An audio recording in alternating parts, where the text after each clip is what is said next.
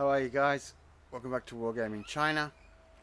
And what you're looking at here in front of you is the Soviet 37mm anti-tank gun, 1931 model, 32 model, and the German Pak 35-36, both of which I've already covered on Chinese service.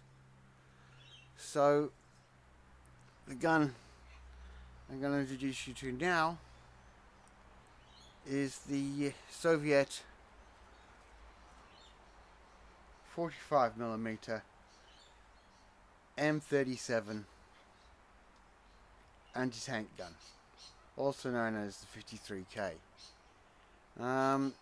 Now, as I discussed in previous videos, when the Germans and the Soviets got together to design the original 37mm gun, they were both diddling each other because the Germans were really developing the Pak 35-36 and the Soviets were using it to develop the 45mm gun.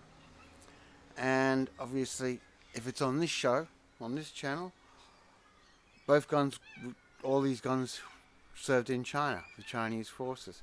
So let's look at the 45mm anti-tank gun. At first, when it first came out in 1937, it was a pretty good anti-tank gun, and the Soviets expected a lot from it. Although they did have a few problems with it in its initial production runs, and the ones that they had a problem with were the ones that they sent to China. So it was more about the carriage. So the Soviets later developed this into a longer barreled weapon, and they fixed all the problems with the carriage on it.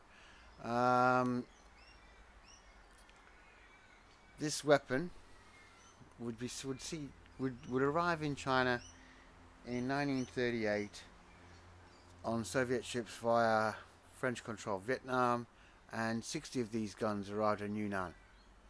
And it's quite actually, with an unusually large amount of ammunition, up to 7,000 rounds per gun for these Soviet 45s, 53K, 45mm 53Ks. Now, we have to ask ourselves, where did they serve? Well, for personally, the style stops dead for me at Yunnan, because it's so hard to differentiate the guns photographically through looking at photographs. So I do believe there is a picture of the guns in Yunnan Province. I should have put that in front of you, but I didn't put this as well.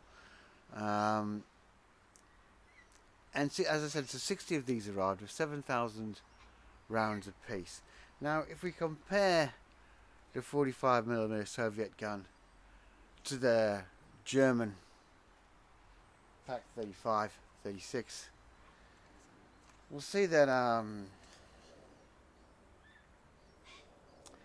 the weight of the Pak 35-36 was 432 kilos, whereas the weight of the 45mm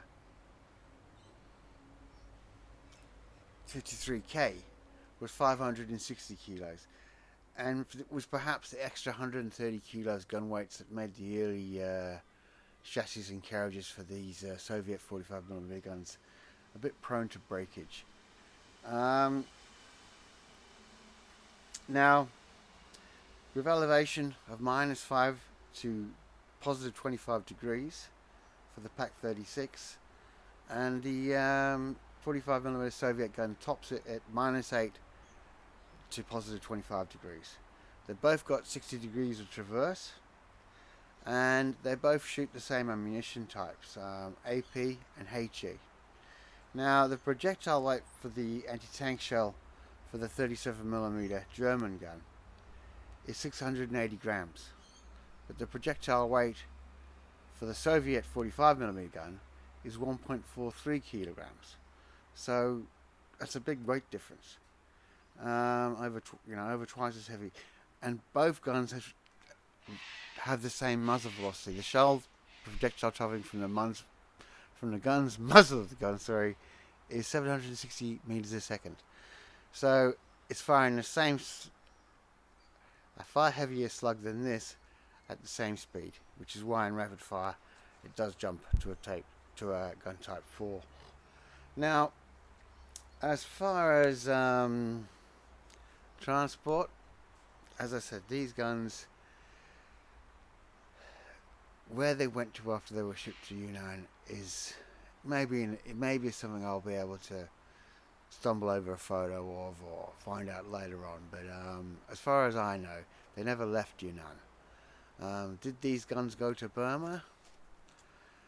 Perhaps. And when I say as far as I know, they never left Yunnan, it's because that's the only thing I have says they were delivered to Yunnan, and beyond that I don't have any evidence of where they served. So a very short video from me at Wargaming China, and hope you like it, hope you press subscribe, and if you can tell me any more yourself, please feel free to do so. See ya.